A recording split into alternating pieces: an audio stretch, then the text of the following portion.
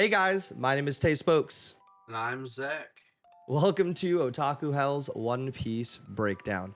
Now, Zach, tell me, how many times have you read One Piece and what are your thoughts on One Piece itself?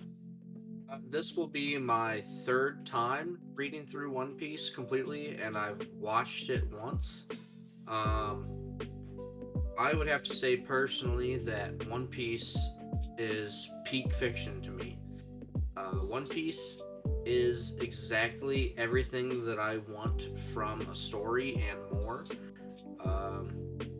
Oda is, in my eyes, probably the best mangaka that is alive and probably ever will live.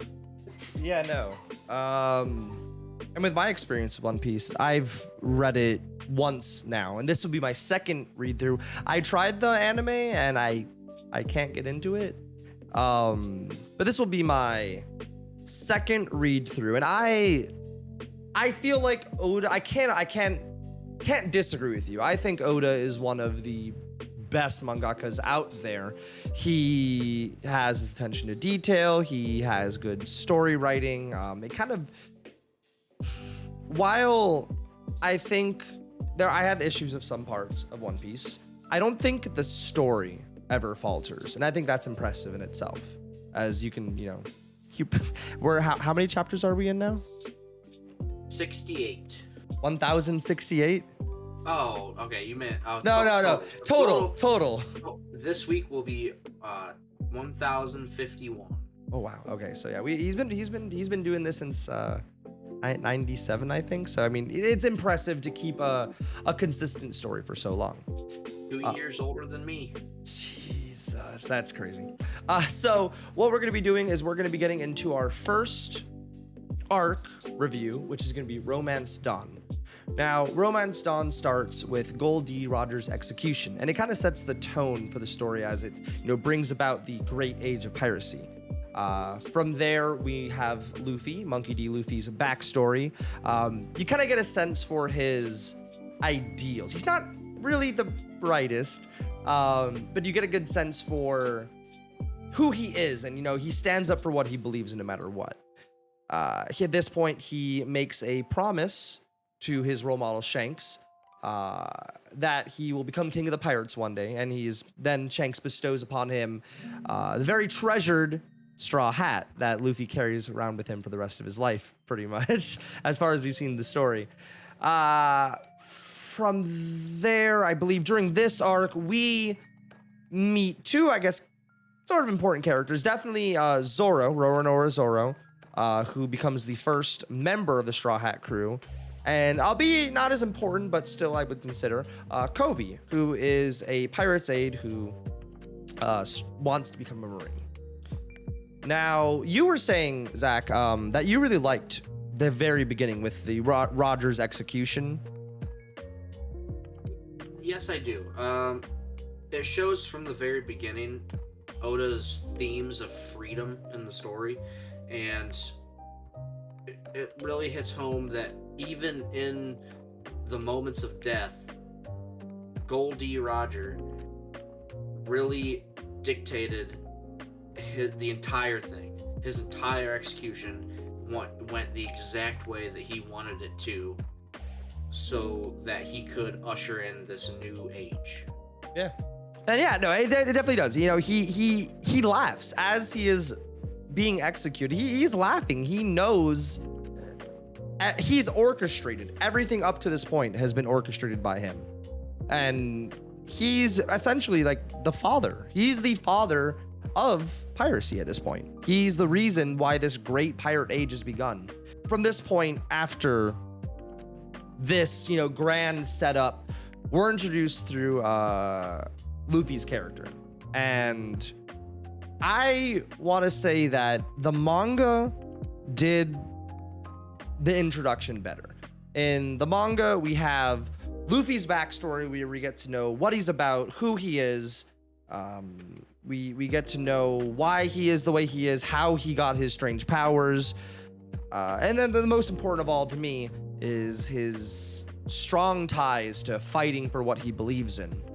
And then in the anime, I believe all of that is cut and then put into a future episode for flashback. I don't know exactly. Do you know where exactly it gets added It's in? still pretty early. It's just not as early. Gotcha. It's still like directly after the stuff with Alveda. Gotcha. But I also agree that the manga does it better than the anime does. But I am going to entirely blame that on Toei, because Toei early on was horrendous. I will also say, I think it's a lot of late 90s, early 2000s anime was kind of ruined by the studio direction over the author's direction, right? That's how I would put it. Yeah, even up until recently, Toei has done a lot of pretty bad things with the One Piece anime. But so yeah, that is unfortunate to hear.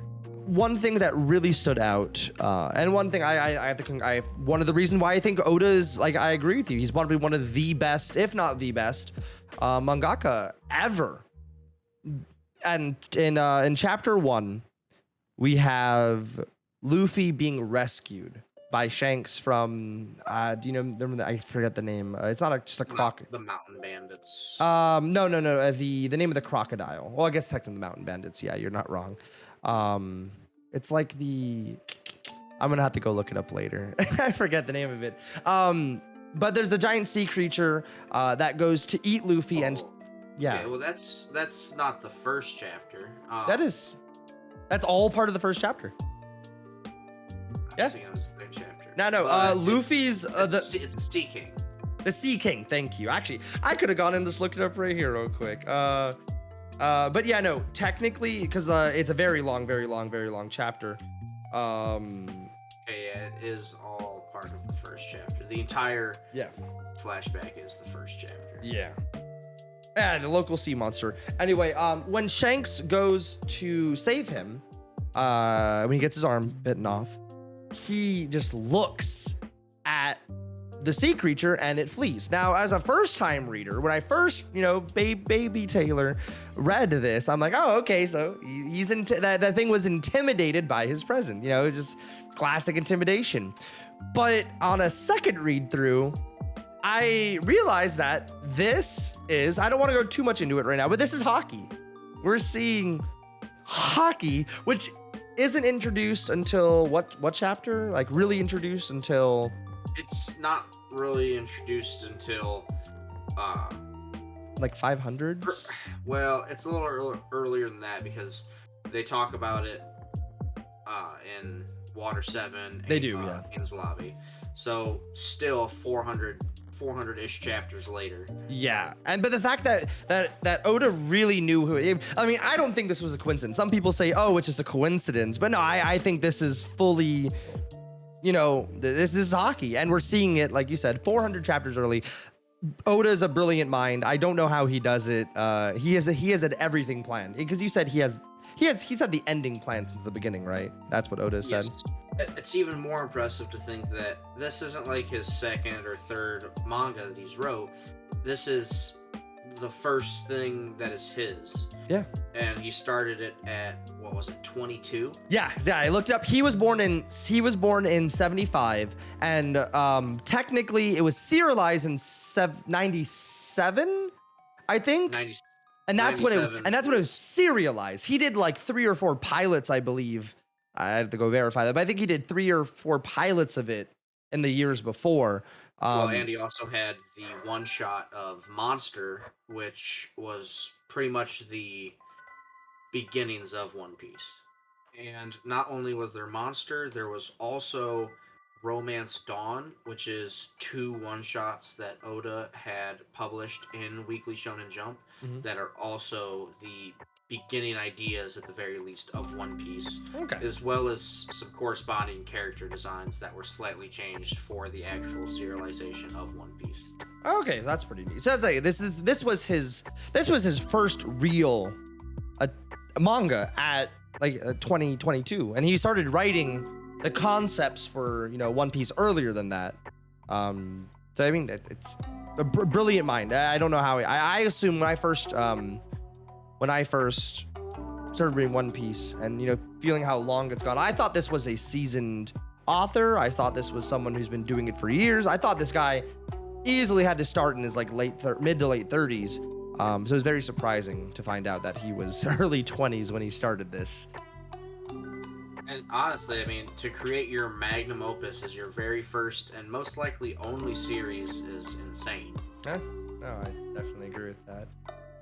But not to, you know, sidetrack it too much.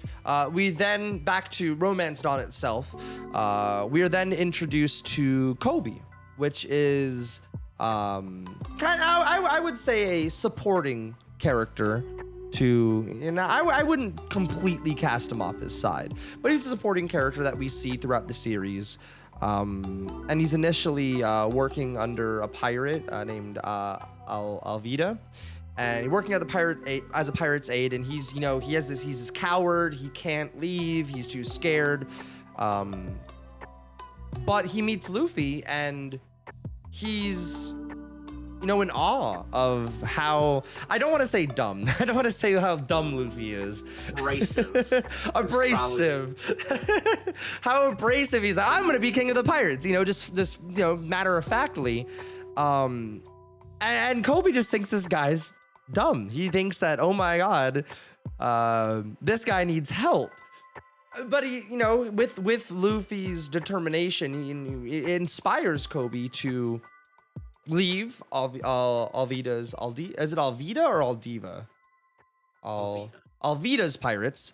And he sets off with Luffy, and they head over to Shelltown, which is where we actually meet our first crew member of the Straw Hat Crews, Rowan or Zoro. And I said Zoro, so I'm not upsetting anyone. You did. Thank you. And we are introduced to him being tied up.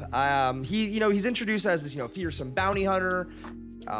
Luffy is already sold before he even gets to the city. While Kobe is telling him about Zoro, Luffy's already sold. He's like, this is my first member. You know, this is a guy I gotta have on my side. And we're introduced to him being tied up for, I believe, helping or saving a child from Helmeppo, the son of Helmeppo's pet wolf. That's right. So he has a sort of soft side. You know, Zoro has a soft side to him, where, you know, he agrees. Helmeppo makes a really, you know, bad deal where he says, oh, if you can, you know, sit out here for a month without eating, you know, tied up, I will let you and the girl's family go. And of course he agrees to it. You know, he's a stand-up individual. That ties to Zoro's main character. Like the only like feeling he has this entire is honor. Honor is his thing. He's bound by it. They get the girl coming up with the food, and she tries to feed Zoro, and that's when Helmeppo just decides to be a scumbag again. Yeah, really just, you know, great character.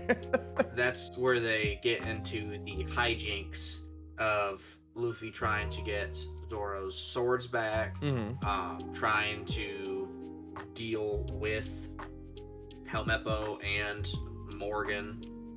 Yes. And then when Morgan's goes back down and he basically pulls out a firing squad, that is when we get Zoro's flashback. That's right. Why his ambition is what it is. Yeah, his ambition being wanting to be the greatest swordsman ever. We get to see his childhood, I guess, rival. And the thing is, you know, she's a girl. She wants to be the greatest swordsman, but she has her own inner character conflict where, you know, she's a woman. One day he will be stronger than her. Even though right now she beats Zoro at every sword fight. One day she fears that she just won't be able to beat him and she won't be able to keep up. Then follows to her dying, like the next day after this rant by literally that night. Literally that night, falls downstairs and dies. Which, gee, okay. Ooh, that was a bit rough, but it's really cool though, because at this point, you know, this sets in Zoro's, and every one of these backstories, you know, it's kind of tragic. There's some sort of tragedy that happens, but Zoro's really sets it off. You know, that's his sense. That's where he gets his sense of honor. You know, he's gonna be the greatest swordsman ever. This is his ambition, and he made a promise. Yeah, and he does. He made a promise, and he tends to keep that promise. Exactly. And you did mention Captain Axe-Hand Morgan. Well, actually, one thing that you brought up when we were discussing before is Oda, and I think my favorite thing about One Piece is Oda doesn't tell a traditional tale of good versus evil. He sets up rather protagonists versus antagonists. He sets up. Oh, go ahead. Which isn't to say that he doesn't show evil people later on in the story. He just traditionally pirates bad. Exactly. Government good. Yeah. So I think with that, what's amazing is he goes to show that just because you're affiliated with, like, say, the government, the world government, just because you're affiliated with the world government doesn't mean that you can't be evil. Axe-Hand Morgan is very prominent figure when we think of that. When he goes as far as to, I think he's a truly evil person. He goes as far to command his own troops to kill themselves. For the manga readers, you'll know that they do end up shooting themselves. Yeah, straight up just gun to head and fire. You don't see the on screen. It's more alluded to. I think that'd be a bit. Sound effect. You get the sound effect from the firing.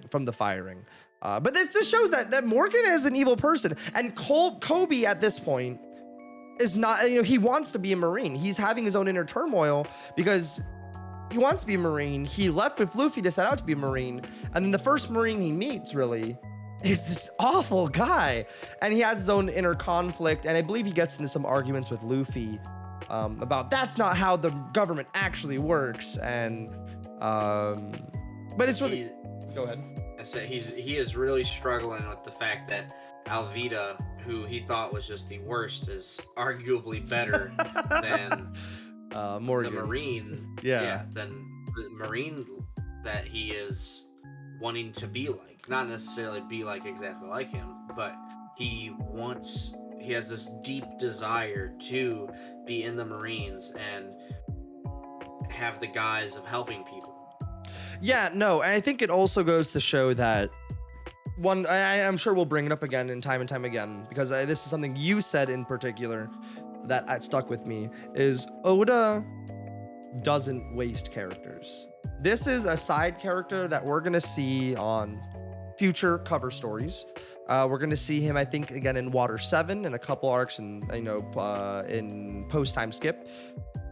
But even though he shows up, not as much as like a main character does, he's getting his own character development. He has his own goals, his dreams, ambitions, and the world around him affects that. And I like that. I feel like not every mangaka can write like he does. When you have such a vast cast of members, obviously most people would struggle to keep up with character development going forward. But I don't think Oda ever stumbles, unless you can think of a point where I think everyone is very well used. Yeah, I mean, outside of like Long Ring Longland, but that's way down the line. Yeah, that's a story for when we get there. I guess the way I would use it is, or word it is, when Oda takes the time to really delve into a character, he does not waste it. He will not waste it. Yeah. He spent the time building up this character, whether it be for 5 chapters or 50 chapters. He's not going to just throw away the character and never mention him again, make him just disposable.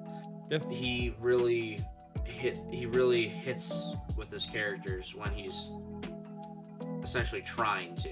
Yeah. No, I agree on that. Yeah, and then going further with the touching on the Morgan being a truly evil person, even though he's affiliated with what most would assume is the good government. When Luffy beats Captain Axehand Morgan, the Marines celebrate a pirate's victory, which you get a kind of, a funny scene where like, oh, we just saluted a pirate, now we gotta not eat for a week, or some random line that they used. But it goes to show that he really was a bad guy. Like, really. Yeah, he was a dictator, straight up. Yeah. But at that point, Zolo agrees to join Luffy and becomes the first official Straw Hat member. And Kobe sets off to join the Marines. And I not before his mini fight with Luffy. That is true. Prove that he was not a part of them. Yes. Now Luffy, even though he's not the brightest, he's let's say simple. Luffy's a very simple-minded fellow. He's not dumb. He staged that fight to make it look. That was on Luffy. If you go back and read, that was all Luffy's idea. Because Kobe is like, what are you talking about? He gets so upset. Actually, I want to go see real quick. He gets so upset. Because Luffy's about to tell the Marines. Yeah, that he what was. He did. Yeah. That he was part of a pirate group. Which forces Kobe to punch Luffy. And they're like, oh, well, obviously, But even though they kind of know anyway, which it's kind of pointless in the end, but it's still a touching scene because I believe like right after they're like, yeah, because right after the guy who's now in charge, pretty much says that pretty much drops that he knows that he was a pirate once. Yeah. But I still think it was a touching scene, and it shows how caring Luffy can be, even though he's simple-minded. How caring Luffy can be towards people he considers his friends. For sure. And with that, I believe would end up the Romance Dawn arc. Were there anything else you'd like to say about this arc before we move on to the next?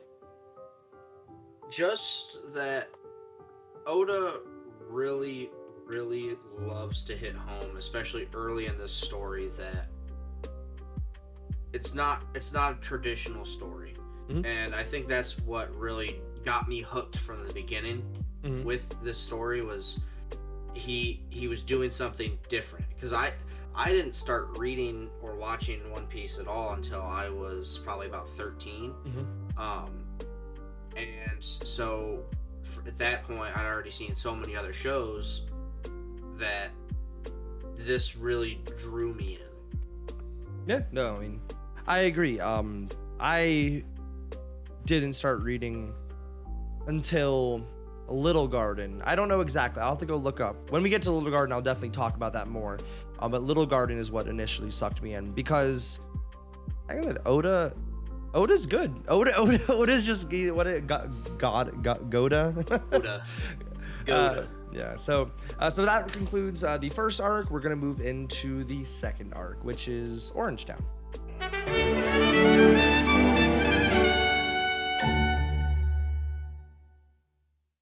After we leave Shelltown, it brings us to Luffy and Zoro setting out to sea and beginning their journey to wherever they might end up, which happens to be Orange Town. Mm. We get to see Luffy try and get him and Zoro some food by catching a bird in the sky. So he stretches up, yes, and it ends up being much larger than he anticipated, and he gets carried away. Yeah.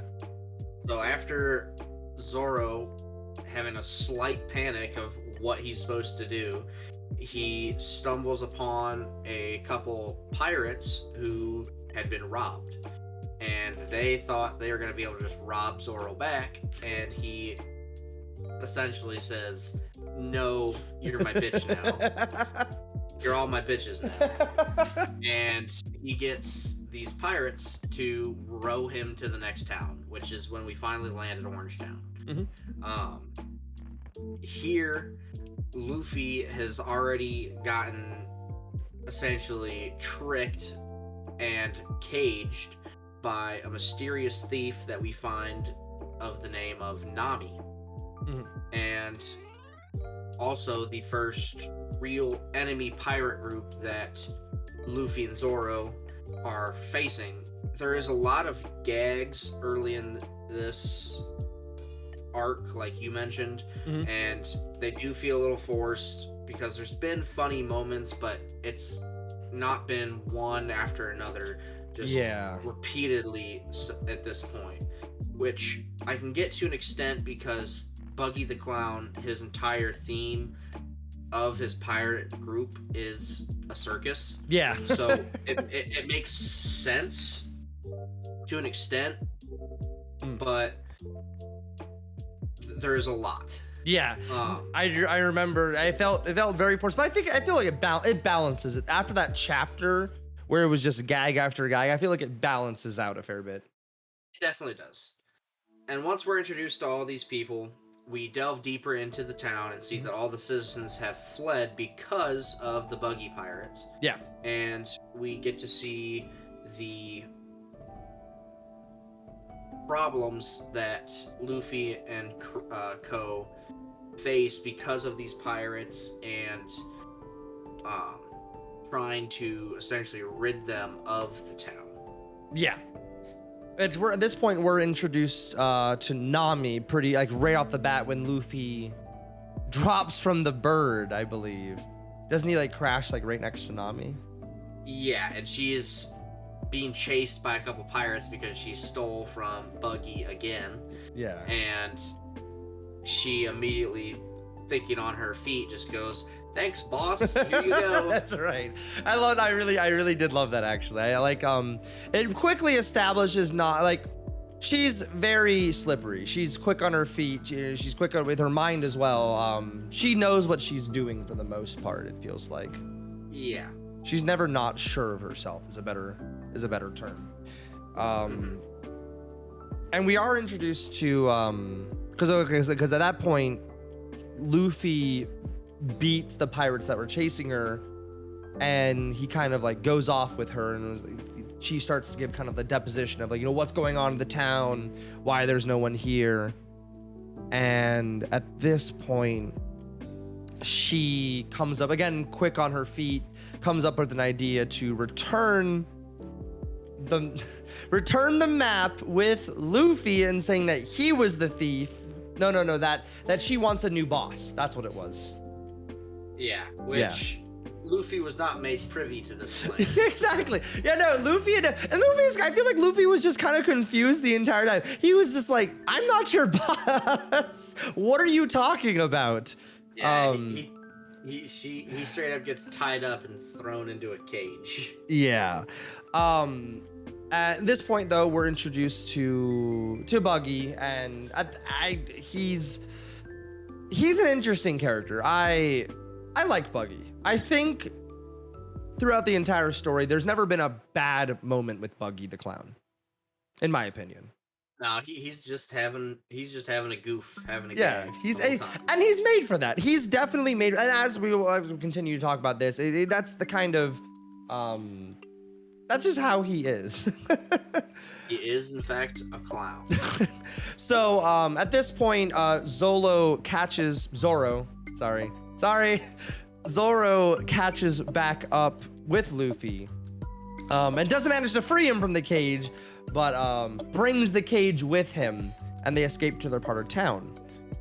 To which I will say always has the best portrayal of a dog that I've ever seen in any book, any manga, anything, any TV show, is when Nami throws this key to unlock the cage. It lands in front of this dog, and what is this dog's first instinct is to eat it. And if that isn't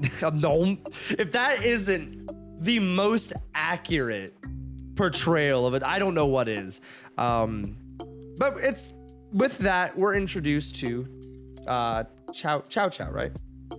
Yes, Chow Chow. And Chow Chow is a dog who sits in front of a store, and shortly after, when Moji, shortly after Moji, and I believe his lion's name is Richie, are sent to go take care of Luffy by Buggy, and Moji sees this store and breaks into it, burns it to the ground, attacks the dog. How dare Oda show a dog being attacked in his mouth after like this dog already is like the perfect portrayal. Then you're gonna beat up the dog. I was heartbroken. You can't do that to me. Totally didn't show the dog being choked out after swallowing the key. Okay, that is true. He would never. But I think it also goes like kind of like back to what we talked about before with Araki, how he feels like the worst thing you can do is harm an animal on purpose. I think it goes back to that. It goes to show like this is the first pirate crew. Well, the second pirate crew, but first that Zoro and Luffy come across. And it's a pirate crew themselves. Yeah, and it shows how differing. And then this theme of you know good or antagonist versus protagonist rather than good versus evil type of trope shows up a lot, because it goes to show that this guy who's a part of this crew is committing this evil act of, you know, harming a dog, an innocent creature at this point. And I think it's a good mood setter. Although it was very hard to watch, it was a good it was a way to set the tone of this crew. When they get to the actual fights, it also kind of shows the difference in skill between the crews that Luffy and Zoro are going up against so far. Luffy's never really had a problem with anybody yet. And even in this, when we get into the fight, I really think he doesn't even struggle.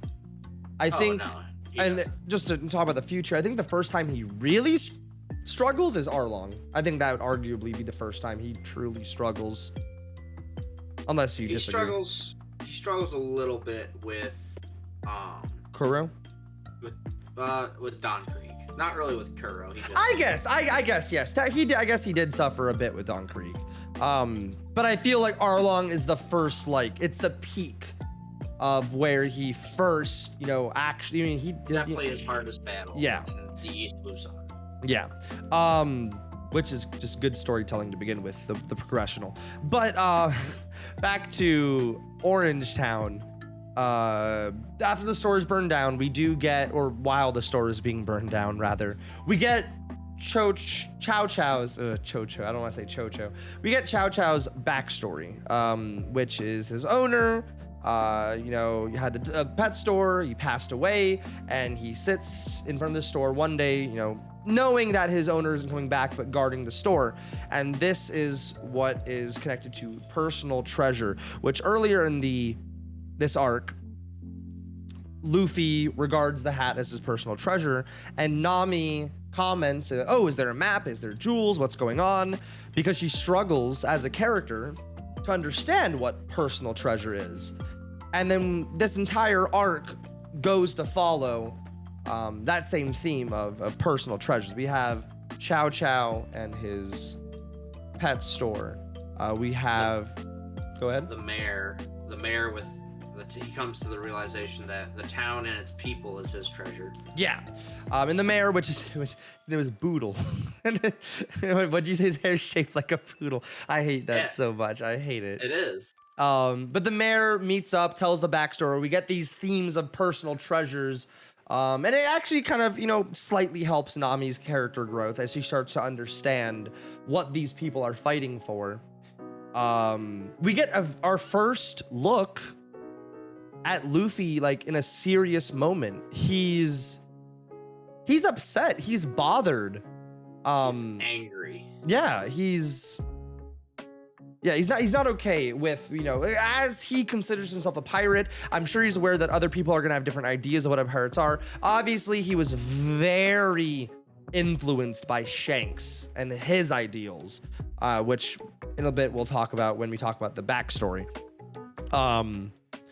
But he realizes other people, he I feel like Luffy, while he wants to be king of the pirates, I think he wants to set an example of what a true pirate is. What he thinks a true pirate should be, more so. Unless you disagree with that. No, I agree. And it really also shows that,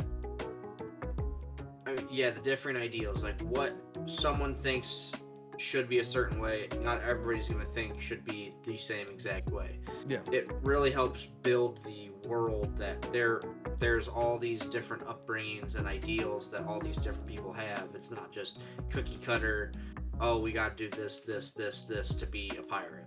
Yeah, no, definitely agreed. So at this point, Luffy quickly dispatches Moji, and they go to take the fight to Buggy. Zoro joining him at this point. We have Zoro, who fights Kabaji, which is Buggy's second mate. And I think this, again, at this point, we know that Zoro's a badass. We kind of got that vibe the entire time, even though he has the wounds from, where do you get the wound from? From Stabbing himself.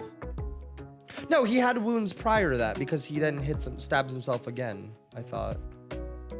Oh, it was already.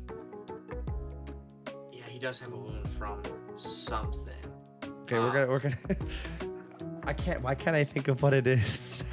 So Zoro is injured by Buggy in their first encounter, and during this fight with Kabaji is consistently targeting that wound, and Zoro's had enough. He's like, you know what? And he just stabs himself in the same wound and goes, if I can't beat you in this state, I may as well give up on trying to be the greatest swordsman, which is a good line. I like that. I like the way he delivers it. I like the way it's a slight to Kabaji because I believe he has swords. He's kind of a swordsman himself. On a unicycle. On a unicycle. So it goes just to show how much of a badass Zoro is. And it was such a Zoro moment to stab yourself, to give yourself a hand, or to give the enemy a handicap, just so Zoro can then proceed to win and kick ass. Yeah, they are definitely above everybody that they have faced so far, and they know it. Yeah. Which then leads us to Luffy versus Buggy, which we then find out that, is it here we find out that Buggy's devil fruit user? No, we find that out when Zoro is trying to steal the cage with Luffy. Ah, that's right. Him. I just had That's that when he mixed gets up. stabbed as well, because that's how they. Yes, that's right. That's right. But at this point, this is Luffy's first encounter fighting another devil fruit user. Yeah. But it turns out that, like you said, they're kind of above these pirates. Luffy doesn't really struggle. And while we're keeping the theme of gags, Buggy's a clown. The entire fight's kind of funny. Luffy tickles Buggy's feet, he kicks him in the balls, and there's even one point where he fully separates and Nami ties up all his limbs, so he's just a little tiny Buggy version. At that point, I believe the fight ends with Luffy sending him off, right? Yeah. I want to say during this fight is at this point, Oda isn't just using, Gomu Gomu pistol every single time. He's what did you say before? What was the you like to use this phrase, the fruit is what you make of it? Yes. Go explain that. So he really likes to hit home with it that a lot of people, they'd get some fruit where they grow. I'm trying to think of something that they'd get a fruit that would generally be considered crappy. Yeah. And he really shows that the extent of your imagination creates the power of your fruit. Like, rubber at its core does not sound like the coolest ability. Yeah. But the way Luffy uses it for these attacks, stretching his arm back and then shooting it forward, using his head as a bell, as he calls it. Yeah. The different styles in which he uses his attacks is what makes it cool. Yeah, no. That's what I was saying. It doesn't feel like, Kamehameha every single time. It doesn't feel like Shadow Clone Jutsu, Rasengan every single time. I feel like every time we go into a fight, there's something new. There's something new that Luffy brings to the table, which it keeps it not boring, keeps it entertaining, as far as combats go. Sure. And yeah. And at this point, at the end of the fight, Nami reluctantly tags along on Luffy's adventure. And that's when they head to Syrup Village, I believe. Is that correct? That's the next arc. Yes, it is. Yes. Do you have any closing statements about Orange Town? Not particularly, just the emphasis on personal treasure and what you hold dear to you. I agree. I think so far we're only 2 arcs in, and I think that Oda's just really good at writing. I don't know any other way to put it. His first arc is about ambition, sort of. It's the ambitions of the characters, the ambition that motivates Kobe, the ambition that drives Zoro, the ambition that drives Luffy. And that's great. There's a very clear theme for the arc. And then we come into the second arc, there's also a very clear and concise theme that is, like you said, personal treasures. And I enjoy that. I think that's what I enjoy on my second read through, is catching these themes. And I just, like I said, enjoying them. Oda is spectacular. Yeah, no, definitely. And with that leads us into the next arc, Syrup Village.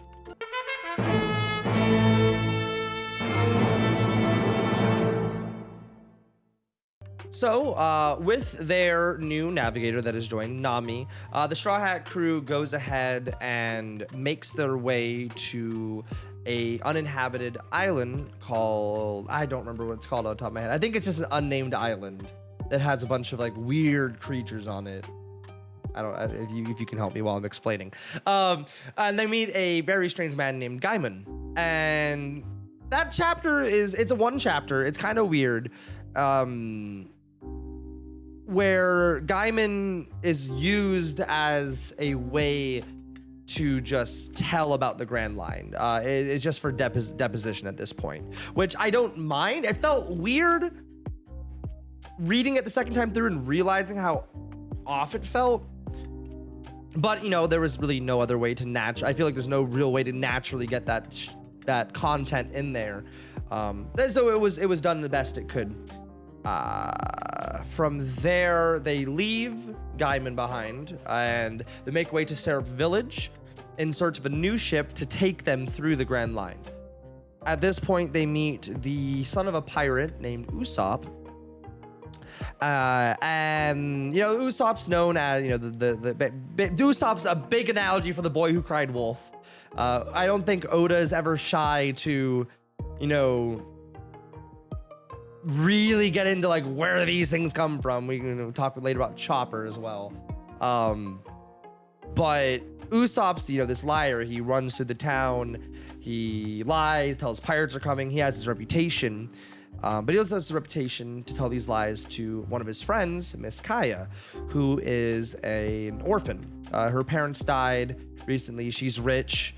And Usopp says, hey, this person may be able to assist you in getting a new ship. If there's anyone, it's going to be Miss Kaya. So some events happen. We learn that Luffy's mentor or role model, Shanks, one of the pirate crew, or one of the pirates on his crew is actually Usopp's dad. What's his name again? Yasopp. Yasop, thank you. And Yasa, in Luffy, he says, "Oh yeah, I know your dad. He's actually a pirate. He's a crack shot. He's great." Which is cool because it kind of inspires Usopp's decision later in the chapter to head off and fulfill his life as a pirate as well. But while this is happening, they overhear a plot to murder Miss Kaya and take her fortune from her butler, who happens to be an ex-pirate named Captain Kuro.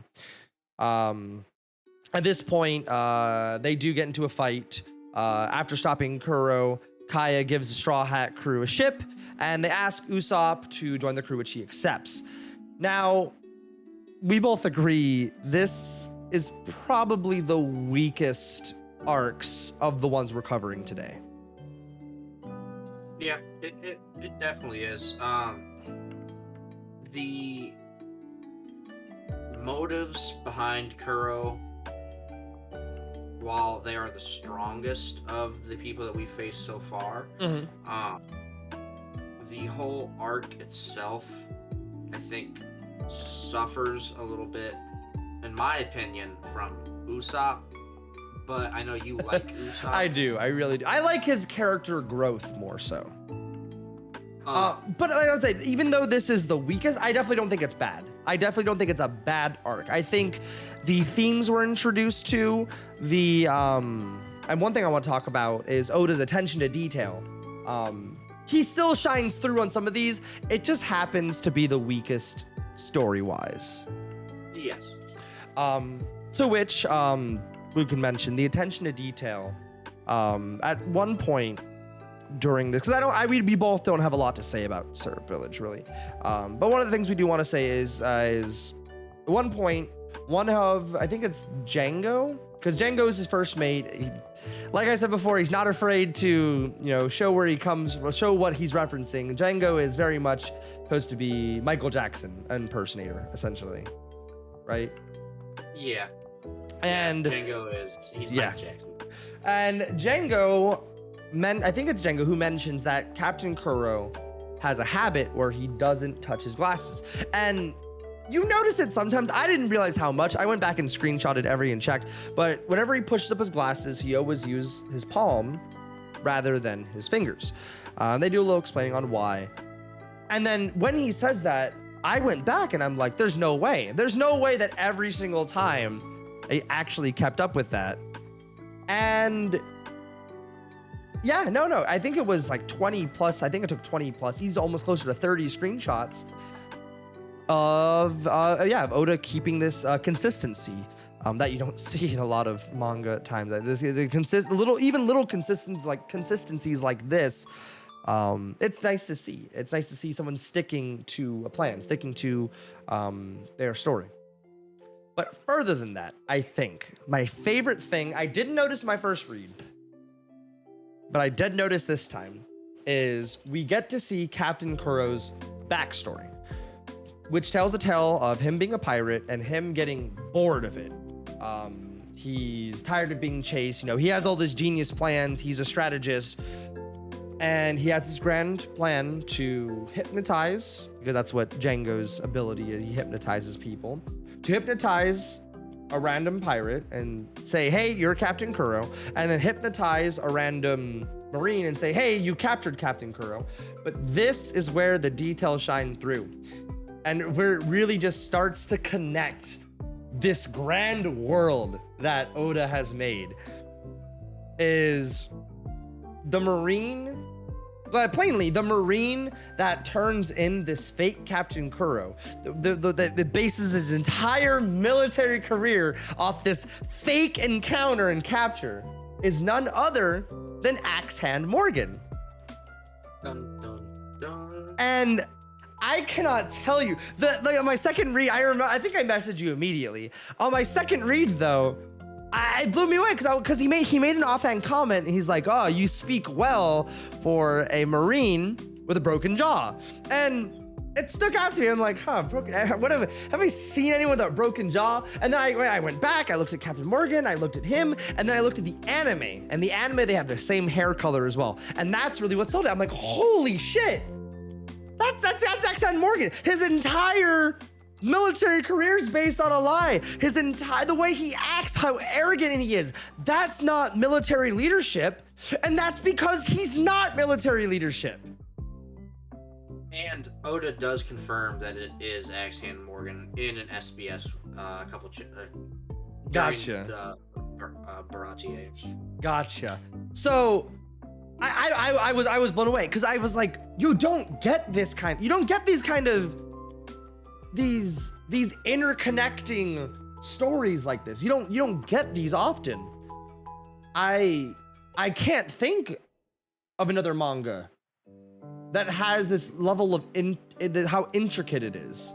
Intricacy? I don't know what the right word is. Yeah, because you won't find it.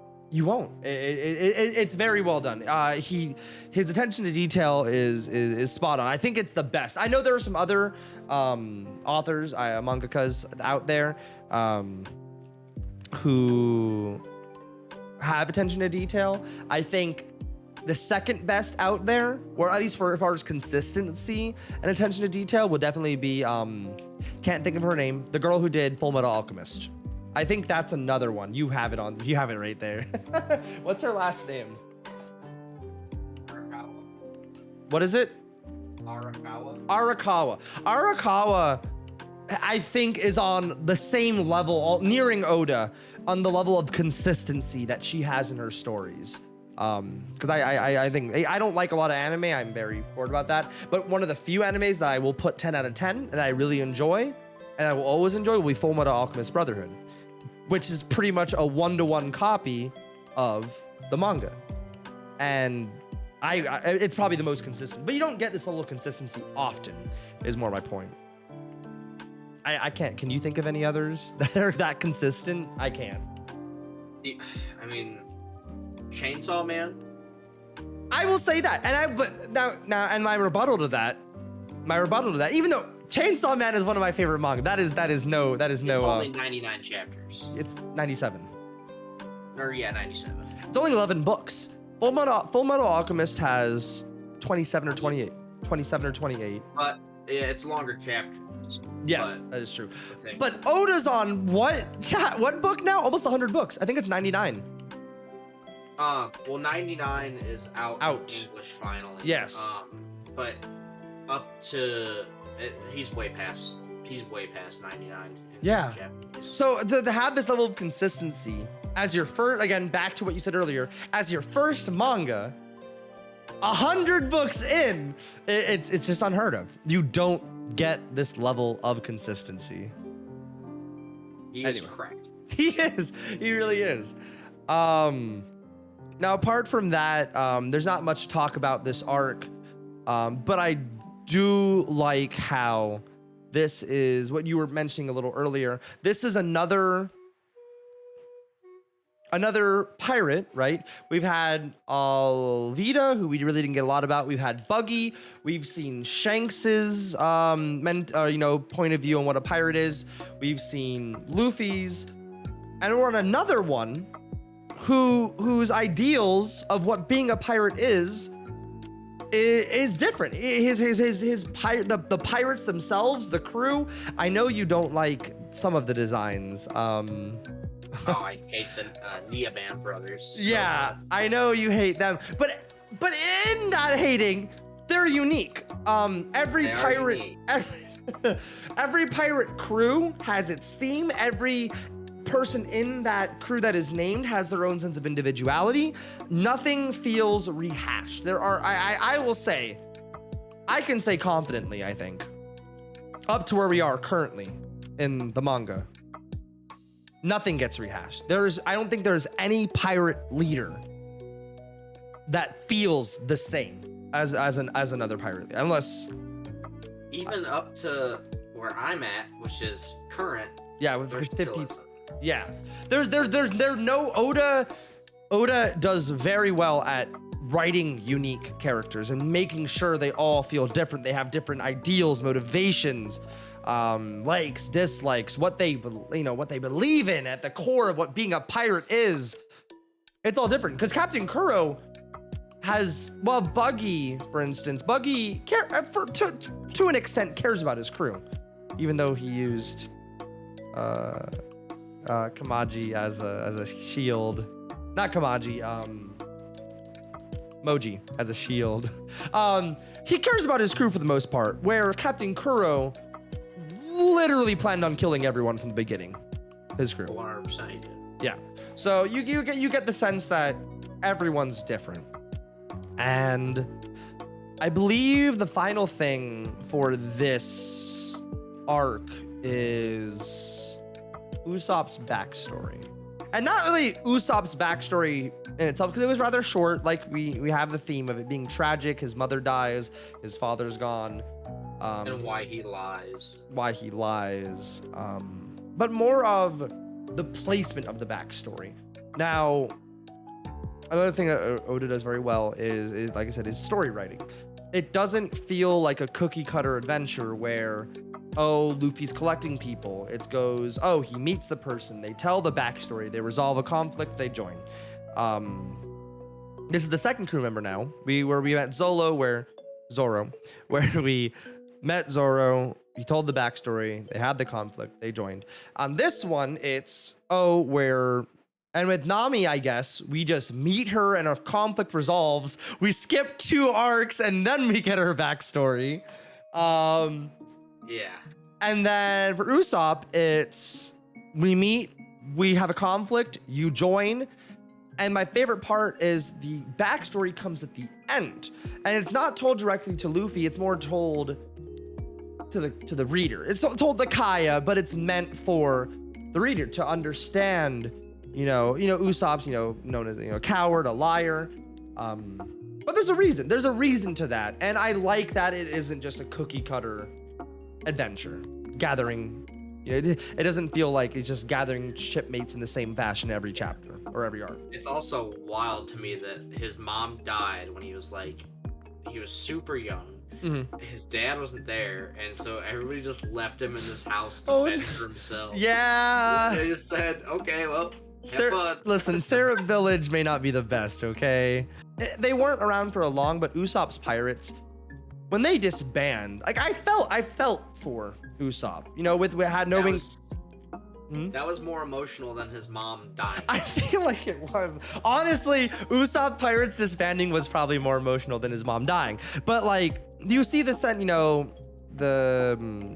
with the kids and how they met, why Usopp did the thing he did. Usopp's pirate, kind of meant something. I really like Usopp and his character development that he develops. He goes through the story. So when the kids, they disband, like, let's keep his memory alive, and they start running through the town telling lies. I can't help but smile because it's touching. It's touching to see that that Usopp's motivated, and he has motivated these kids to keep that alive, keep that spirit alive in the town. So yeah. Any closing remarks on Syrup Village? I don't have any. No, it's not bad, but it's definitely the weakest of the East Blue sagas. Definitely. Or the East Blue saga. Definitely agree with that. And with that, we'll move on to the final arc that we'll be discussing today, Baratie.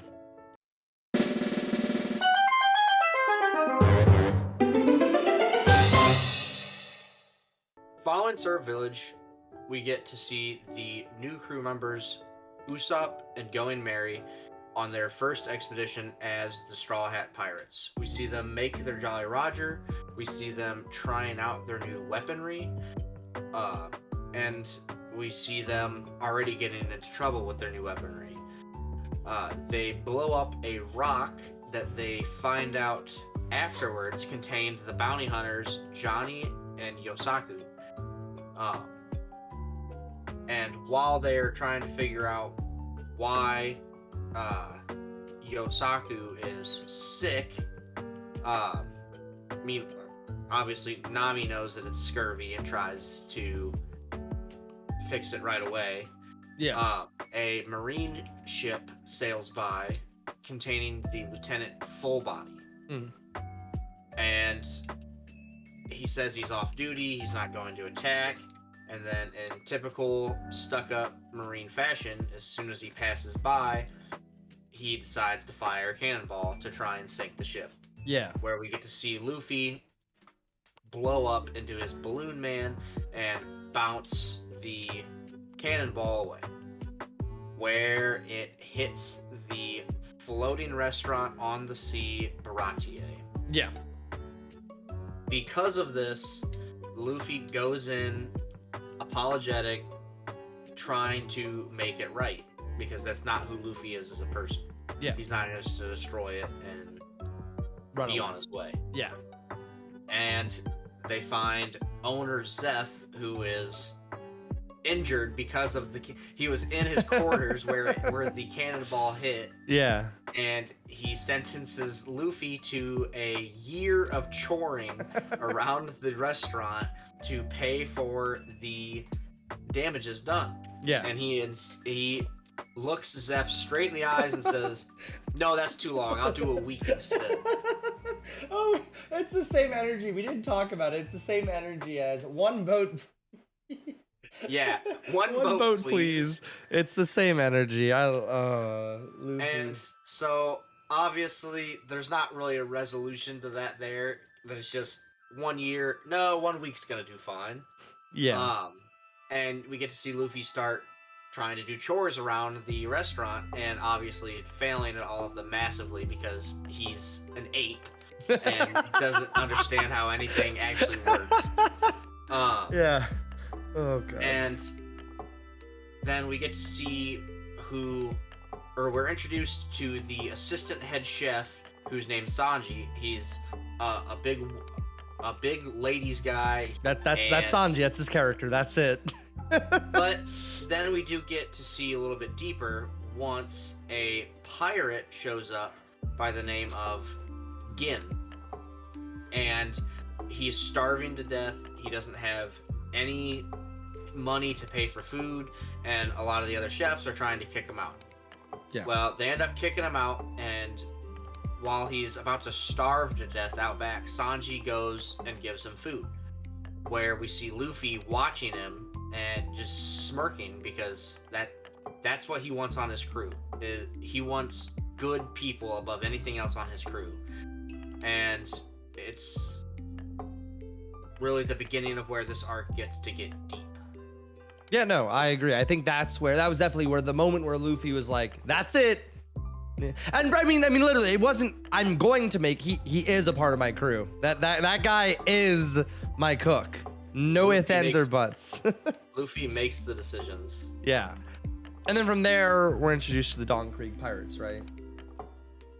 Yes. Well, Gin is part of the Dawn Creek Pirates, and he leaves, and he comes back with Don Krieg under the promise that they're just gonna get food and go. Yeah. And of course, that's not how it happened. Of course, yeah. Now, so I think throughout this arc, I think that's a good place to. That's a good place to end the synopsis before it really goes any forward. There are, I think actually you mentioned this. Oda had fun writing this arc. 100%. But showing the chemistry with the crew, and that has already confirmed amongst themselves that they're part of the crew. Yeah. Being Usopp, Zoro, and Luffy, they all have fun with each other. They seem like long lost brothers more than anything else. No, I agree. It really shows there's a real it's a real connection between friends rather than something artificial or something that seems forced. It seems very natural to them.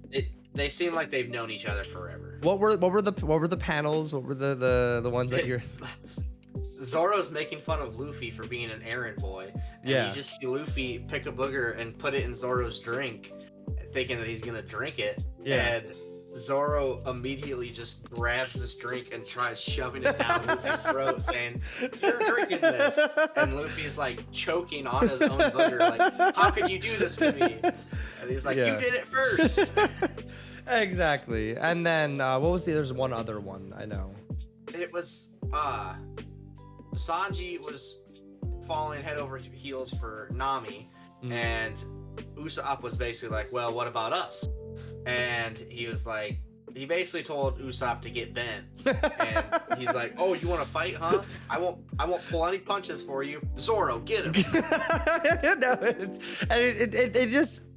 they're all in character. They're very much in character the entire time. None of their pre-established character traits slip at all during these interactions. Yeah, Oda always knows how he wants to write his characters, and he sticks to it.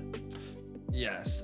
So we both agree that so far, I think out of the entire East Blue saga, this is my second favorite to Arlong Park. But so far, what we're reviewing today, I think it's the best saga of the 4 we reviewed today. Yeah, I really like Romance Dawn. I really do too. But I would say this is probably my favorite. Yeah. Well. So with Don Krieg's introduction, what I really liked about it is not only are we bringing yet another pirate who feels completely different because Oda's really good at writing unique characters, but we're also met with this foreshadowing of the Grand Line. Because right at this point, we really don't know much about the Grand Line. We haven't entered it yet. We only have what really a Gaiman has told us. We really don't know what awaits them there. And with this Don Krieg showing up, he just came from the Grand Line. He just got spat out from the Grand Line. He is beaten all to hell. Isn't his ship a wreck, right? Isn't his ship like... Oh, yeah. His ship is completely demolished. It's in ruins. Which then we're introduced or we're revealed that Mihawk is the one who does this, correct? Yes. And Dracula Mihawk. And at that point, Mihawk's character, I believe, they start a commotion where Don Krieg lies and he's like, "Oh, well, guess what? This ship is now mine. You're gonna feed us, and then we're taking this ship." And then he goes back to his ship. At that point, Mihawk arrives and has apparently chased Don Krieg all the way from the Grand Line back into East Blue. And it turns out that Mihawk, known to be one of the greatest swordsmen in the world, is someone that Zoro wants to beat to prove himself, right? Yeah, I mean that is his goal. Yeah. And it's kind of weird and interesting at the same time that Oda revealed his goal so early. Yeah. But it was needed to really show the differences between them, how strong Mihawk is and how far Zoro has to go yet. It gives us sort of a power scale that we need to reach before anybody's ever gonna even think about getting near the end goals of Pirate King and World's Strongest Swordsman. It was definitely a good power. It was a good power. It was a good power balance. Yeah. And I feel like the Zoro's challenging Mihawk, knowing that he cannot become the greatest swordsman without beating him. We get to see Mihawk's strength, and how he displays that is he beats Zoro with a sword that could be compared to a toothpick. And in comparison to like all these swords that Zoro has, and this giant sword on, I believe, his back. He has the giant cross sword, right, on his back. He pulls out a toothpick and then proceeds to beat Zoro, who so far we've seen be a badass at every point and turn. Just completely gets you down. Not just beat him, straight up shatter one of his swords. Two. With this prison shank. Oh yeah, two of his swords with this prison shank. Yes, and like I said, it goes to show like it was a good way to knock him down a peg. You know, so far we haven't really had any issues with our fights. This was Zoro's moment where he's beaten literally with an inch of his life, but there's a moment in this fight that you really enjoy. Oh, 100%. When he refuses to step back from the blade, he's not only admitting his defeat, but acknowledging his own strength as well. Because if he, like he said, if he steps back from that blade, he's admitting worse than defeat. He's giving up his dream if he steps back from that blade. Because he doesn't want to take a strike to his back or whatever, right? Because it's dishonorable or something. Well, just accepting that he's not there yet as well. Yeah. With the initial stab that he refuses to step back from. And then once he falls forward from that, he stands up, faces Mihawk, and puts his arms out and accepts his defeat. Yeah. And it's hard. Zoro moments are always hard. He doesn't get them, that's why. He does not get them often. He is not a character that he's very stoic. He doesn't require the character growth that Usopp or Chopper or Sanji require. Or even Nami. Zoro is a character that's kind of put together already. He knows what he wants to do in life. He has his ambitions set. He doesn't get these moments where he's truly challenged or has to improve. So whenever they do come, it's a good moment. Yeah, 100%. With that, Mihawk then draws with seeing how honorable Zoro is. Mihawk draws his actual sword and leaves him with a permanent scar. Isn't that correct? Yes, and that's something that I've noticed before, but I never really like put it into words until I watched a couple of other people's review, that Oda really uses scars as important symbols in One Piece, because a lot of times people get injured and then sewed up and they don't really leave scars.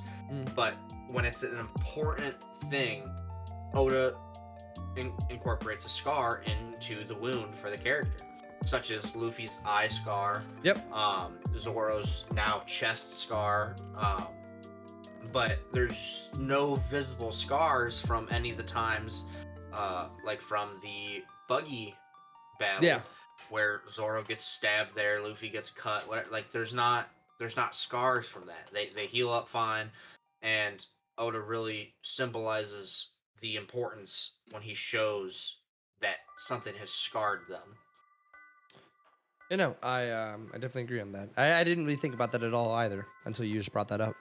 The fight with Mihawk kind of pulls away, said, "Oh, that was entertaining. I'm gonna go back to sleep now." Yeah, he just says, "Okay, you guys bore me now. See ya." Yeah. So during all this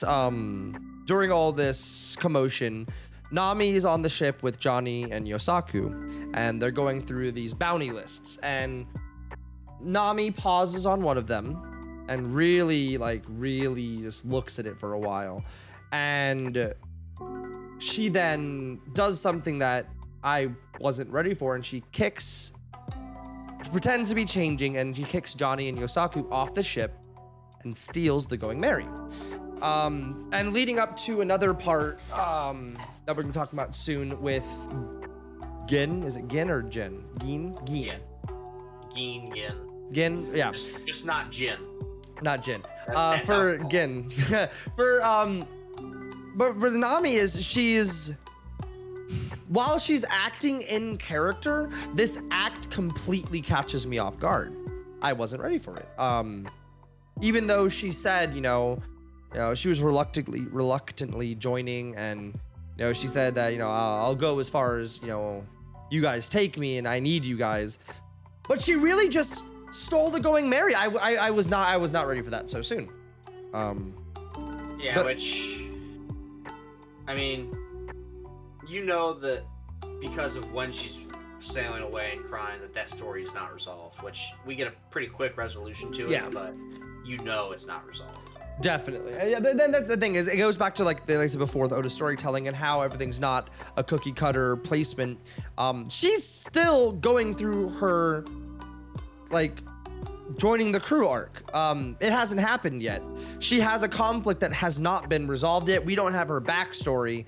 And honestly, we should have known that something was going to happen. The fact that we didn't have a backstory yet was weird. But I didn't really catch it at the time. Oda loves his backstories, and he's good at them. He uses them in such a good way. Which at this point, I believe we get Sanji's backstory, don't we? Well, we get Sanji's backstory after a lot of the fight. Okay, so I believe he starts to fight. So Don Krieg's pirates, after Mihawk leaves, are like, okay, time to assault Baratie. And Sanji gets in the fight with the Pearl guy. I don't remember his name on top of my head. I believe that's his first mate, though. No. Gin is his first mate. Yes. Second mate. Gin is the commander of the first commander of the Don Krieg pirates. That's right. So he fights this Pearl guy, and we get to see a little bit of Sanji's action sequences a bit, and he's interrupted mid-battle. Again, like I said, by a character action that completely catches me off guard here. When Gin, who has obviously been going through some, turmoil, inner turmoil, he was fed by Sanji, who was nice enough to feed him. He brought Don Krieg over in, thoughts that things were going to be peaceful and they would just feed and go. But then, he attacks, he wants the ship. And Gin is going through his own turmoil, like, oh, well, I kind of fucked up here. But at the end of the day, he is my captain, and breaks off Zeph's leg, wooden leg, mind you, and points a gun to his head. And I was caught off guard. I was impressed that this character, like we'll talk about going through his own character development, would do such a thing. It fits the character. He is following his captain's orders. But I was shocked, but pleasantly surprised that he was acting to his character. To which then Gin and Sanji fight, and I think that's when we get the backstory. Well, we get the backstory slightly before the Gin versus Sanji. It's okay after he starts fighting Pearl, but before he starts fighting Gin. Okay, and at this point, the backstories have been getting longer and longer. Zoro's was a couple pages. Usopp's was a little bit more, but Sanji spans a full chapter. Yes. Yeah. Sanji gets a whole chapter here. Yes. Sanji gets a whole chapter. If you want to talk about the backstory. Oh. It's actually a little bit more. It's actually 2 chapters. Oh wow. Or Okay. chapter and a half. Yeah. Because he gets all of chapter 58 on the island, and I think all of 57 too, actually. Oh my god. Okay. So he's gotten 2 full chapters of a backstory, and I think it's part of what makes this arc really good. I really enjoy Sanji's backstory, and Zeph as a character. And I've talked about how the backstory goes is he's pirate invades the ship. That pirates invade the ship that Sanji's on, and I believe a storm hits those ships while they're. Is it a storm? I think it was a storm. Yeah, it's a storm that hits the ship that Sanji's on while they're Zeph invading, is trying to plunder it. Yes. Yeah. But we get to see Zeph as a person refuses to steal food. Yes. Yeah. I do remember that. They do refuse to steal the food, but then the storm hits. They're the only survivors. They end up on a rock. Zeph, I believe, saves Sanji, and jumps in after the water because they share the same dream. Yeah, to find the all what is it? The all blue. All blue. Yes. Which again we get the ambitions of a character really early. So from there, they're washed up. Zeph has 2 bags, presumably with food, and he goes, "Hey, this is yours. This is mine. You go over there. I go over here, and we look for ships. Good luck." And days go by. I think it's day, and this is where, like I said, I like absurdism, but it goes a bit. I know it's a nitpick. The absurdism could have been cut down a little here. I don't mind it too much, but day 25 is when Sanji loses his last piece of bread, last food, and then they go to like day 70. That's 45 days without food, and without food. I mean, I said, it's a different universe, you know. It could have been cut down a little. It could have been cut down a little more. I don't let it bother me too much. In this universe, you can go that long without food. Exactly. Especially if you're drinking as much water as they were from the rainwater coming up or landing in the puddles of the island. Like they still have water. They say you can only go like 3 or 4 days without any water or liquids, but you can go a month or more without food. Okay. But still, it was a bit of a reach for me. I don't let it bother me too much. That's the first case of absurdism that it just brought me out for a second. I'm like, what the fuck? But they get rescued, and then, you know, it turns out that Zeph didn't have any food all along. He actually had a bunch of treasure, and then he cut off his own leg and lived off that for 70 days. Not cut off his own leg. He smashed his own leg off. He smashed his own leg off. My bad. Smashed his own leg off and survived. He goes hard. Zeph's a badass. Zeph, like I said before when we were talking about my nitpicking, 70 days Sanji with, you know, 45 days with no food. Sanji, not believable. Zeph with one leg for 70 days? I believe it. I absolutely believe it. He is that much of a badass that he can survive 70 days off of 1 foot or 1 leg. Half a leg. I don't know. I just fucking... Zeph's such a great character. By that point, Sanji feels indebted. I'm not saying that word right. You said it right there. Indebted? Yeah. To Zeph. And, you know, the backstory is very touching. I think is one of my favorite backstories at this point. And then we get the Sanji versus Gin. And following that, we have Don Krieg versus Luffy. And I know you really like this fight, so you can take it away on this one. I enjoy it because Luffy, like, the first main obstacle of it is getting across the mast that has fallen to get over to Don Krieg. Mm-hmm. And Don Krieg, there's a line in it specifically that I like where Don Krieg just keeps on firing projectiles or like flamethrowers or whatever he can to keep Luffy over there or try to get him to land in the water so he drowns. And Luffy says, "Fight me, you coward." And he just goes, "Why would I do that?" Like, why would I do that when I can just continue to do this? I can fire these spikes. I can just keep on doing this and hurting you rather than physically engaging with you. Like, why? You're dumb. Why would I do that? Yeah. And so it hits all the harder when Luffy finally gets over there, and he constantly is beating Krieg's weapons after weapon after weapon, and he just keeps pulling out more things. And Luffy just continually shows that his will is stronger than Krieg's weapons, which is something that's mentioned by Zeph is while talking to Sanji, is that an iron will like Luffy's is the strongest weapon you can have in the Grand Line and on. Like, that is the greatest thing you can have to get far in this world. And guys like Don Krieg just don't get it. Yeah. Yeah, no, I definitely, yeah, I agree. I don't, it's not that I don't like the battle. I think the theme of the battle is good though. The will outweighs the ideals. That Luffy's ideals outweigh Don Krieg's ideals, because Don Krieg is very much whoever has the most men is the most successful.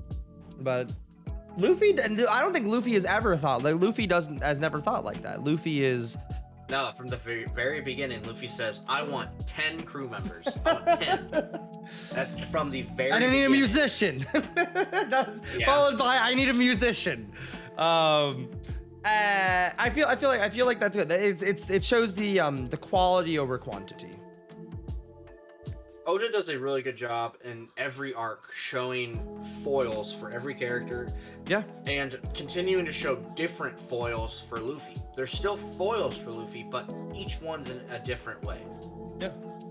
No, I wholeheartedly agree with that. And then we also get to see more of Luffy's ideals and also how kind of stupid he is with the gas masks when he throws 2 of them over to Gin and Sanji, and then he's like, "Oh no, I didn't save one for myself." And then he looks down and he's like, "Oh hey, a gas mask. Where'd this come from?" Only to find out that Gin threw his back to Luffy, and that's the one that he put on, and Gin just accepted his fate that he was gonna be done for anyways because he disobeyed Don Krieg's orders, so he had nowhere to go back to. And I think that's where, like, even though he goes, and eventually, you know, Luffy beats Don Krieg, and Gin goes back to the Don Krieg pirates, there's still that sense of, like, what I wanted to talk about earlier, now that we're at the end of this, I can talk about, really, is what you've said before. Oda does not waste characters. Oda doesn't waste characters. Oda, and even these side characters who really don't show up after this point, even though they're not showing up at this point, because let's face it, Don Krieg cannot survive in the Grand Line. He has outlived his usefulness. He is 100%. Stick to East Blue as the strongest pirates in East Blue. But even though we don't see Gin again, the character development that we see over this arc for a random crew member of the antagonist crew gets his character development of like what it means to be a pirate from Luffy. Again, it's Luffy's ideals inspire those around him, friend or foe. And it's not even like he's focusing a ton of chapters and time on these characters. It's just his writing is so good from the get-go with them that it makes them compelling. Yeah, absolutely. And it's beautiful to see. I liked Gin as a character. I liked how, you know, he was trying to be genuine, bring Don Krieg, was shocked, still stuck to his captain anyway. And then, you know, the inner turmoil eventually led him to disobeying him.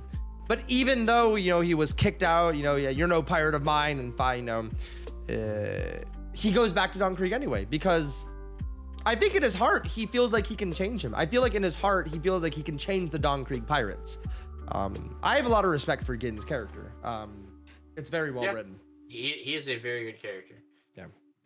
And I think that brings us to the end of the arc. Sanji ends up leaving Baratie. Was interesting because it was all a fake ploy by Zeph to make everyone say that they hate his cooking, and so he could kick him out. And it was weird. It was interesting. It was a gag. It was a long running gag or thing. It was like, I wouldn't even say it was necessarily a gag. It was more so them trying to push him to what they knew he wanted to do. Yeah.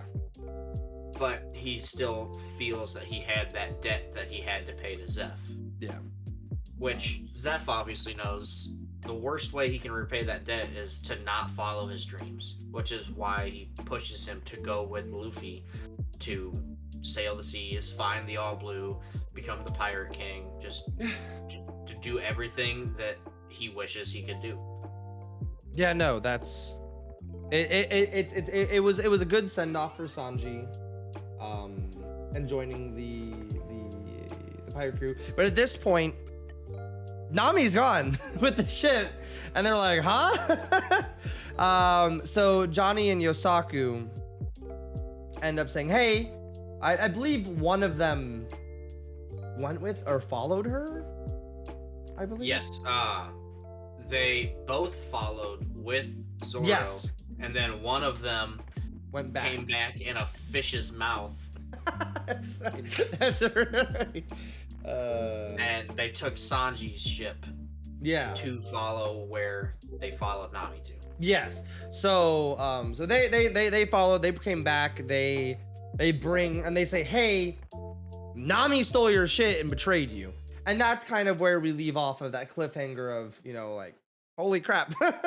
Like we weren't, like I said, I wasn't expecting that this early. And we're not discussing Arlong Park today, but that's going to lead to my favorite arc. I think of the East Blue Saga. That's going to be a lot of fun to talk about. But do you have any final thoughts about Baratie? it's just Oda continues to show with every arc why One Piece has grown to the size that it has. Yeah. It'll be hard for, not only because of the size of One Piece, but and the longevity of it, but because of the quality, for another manga to ever pass One Piece, at least in a monetary sense of sales and people that read it. It's going to be extremely difficult. There is like at the end of the day, you like One Piece, you don't like One Piece. There's a reason why he has 100 books. There's a reason why he's one of the highest grossing comic. It is in comics, not just manga, comics in general. But like you said, it goes to show why he has lasted this long, why he's number one. There's a reason, whether or not you like One Piece or not, whether or not it is your jam, or you don't, maybe you don't like long stories. I don't know. There's a reason.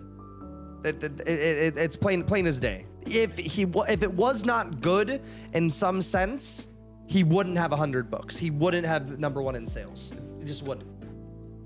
Yeah, and the people that just say it's long so it's bad, that's the worst, weakest argument I've ever heard. I definitely agree with that. I don't like longer manga. That's my personal preference. But I don't think just because it's long it's bad. One Piece, especially in the early stages, just proves back consistently it's such a good series. It really is. And with that would lead, and I guess that would end the Baratie arc, correct? Yep.